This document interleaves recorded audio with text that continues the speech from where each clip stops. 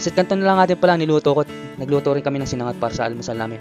Kasi ngayong umaga nga pala may pupuntahan tayo at titingnan natin sa mga nagpapatayo sa plasdaan. Baka sakaling makahuli tayo at meron din tayong pang-ulam ngayong pananghalian.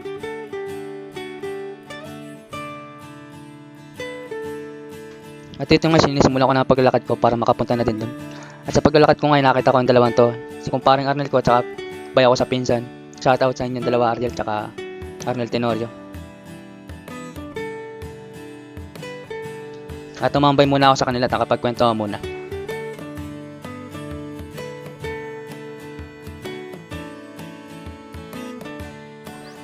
Pupuntahan namin yung mga apahap na malalaki.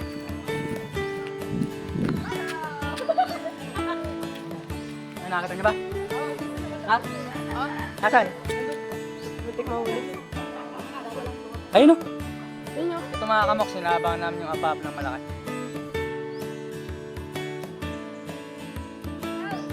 Bong, kaway.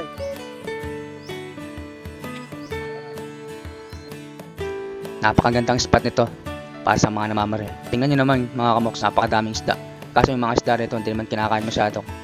Yung mga arroyo, flower horn, ginagawa lang daing, Shanghai. Yun ang masarap lang luto sa kanila.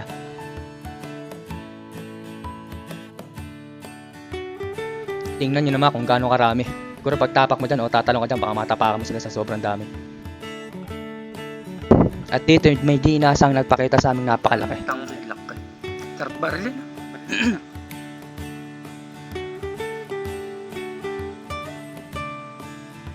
Laki.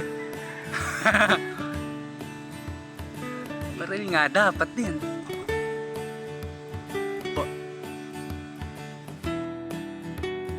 Pinakita nga namin ng isdan to, talagang kaaya-aya tingnan ang kanyang laki. Talagang napakalaki niyang tingnan at kisarap pagmusta. Pumunta nga muna ako dito sa kabila, tagpaalam ako sa may-ari. Tinanong ko kung pwede kami mangisda mamaya o makapanguha na pang ulam man lang.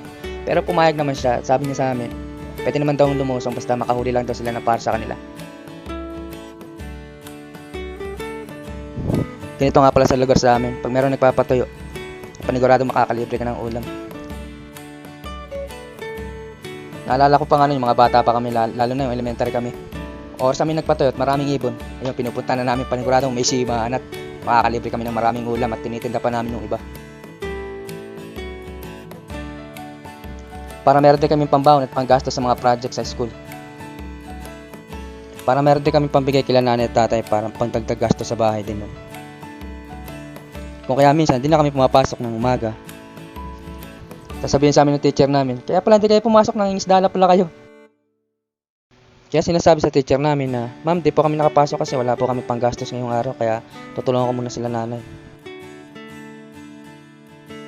At dito nga kay Kuya, may nahuli siyang napakalaking isda. Talaga napakahabang, malaki pa sa braso niya. Bitbit nga pala tawag sa amin dyan. Sa inyo, sa lugar niyo, ano ba tawag sa inyong isda niya? Tingnan niyo naman, sinukat pa kung gaano kalaki sa braso.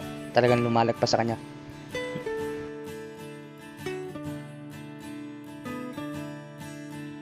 May bagong si Mocha kumakain ng hilaw ah. Ayun ba yun? Si Mocha ng hilaw. Galing ba yun? Ayan, pa-vlog tayo yan. Nasa dulo. Yan po. Sasabihin ni Mocha ito, Martes. Kapag sino mo yan, kita-kita yan. Hindi naabot. Ayun lang. Aming langgam.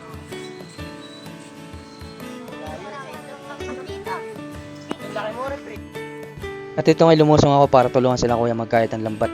Kaso pinaahon muna ako ni ate at magpaalam daw muna ako sa may-ari. Baka daw makagalitan sila. Kaya sabi ko naman kay ate, okay lang po kahit di na pa ako magpaalam, ayos lang po. Sayang, sarap pa naman huli ng malaking isda na yun. Napahiya pa ako ng konti. At dito nga sa part na ito, inaayos na yung panggayat ng isda para huli na yung napakalaking apahap.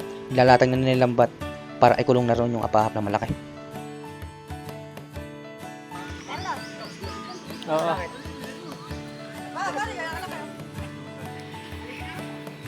Karlo doon sa gilid din. Tingnan nyo naman mga kamos kung gaano kadami yung mga isda. Oras na lumalakad sila, nagtatalo na yung mga arroyo.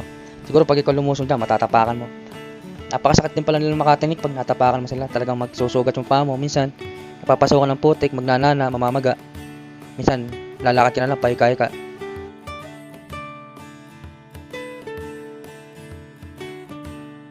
Di mo rin kasi maiiwas yung paa mo sa sobrang dami nila, kaya di rin maiwasan na di rin matapakan yung Ilagay sa ano? agad sa pagkalan. Ayun na. Dako muna sa ako, lagay niyo sa kamo yan. Tapos yung mga isda din. Dahil sa kawala dyan. Ayaw nga na. O, buka. Kain talaga naisip. Ayaw nga eh, pag ano, yung pag nakatama. Ano lang ko na? Yan. Sarado mo ito, sarado bull mo. Uy, bull mo muna. Kung bago ka pa lang nanonood sa mga videos ko, huwag mo kakalimutan mag-like, mag-follow at mag-share para lagi kang updated sa mga videos ko. Shoutout nga pala sa mga bagong followers ko at sa mga bagong viewers ko. Mag-follow na rin kayo para updated kayo lagi sa mga videos ko. Maraming salamat sa inyo at sa mga sumusuporta.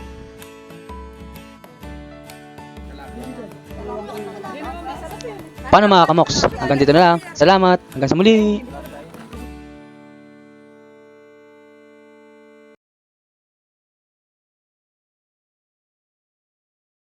Audio Jungle.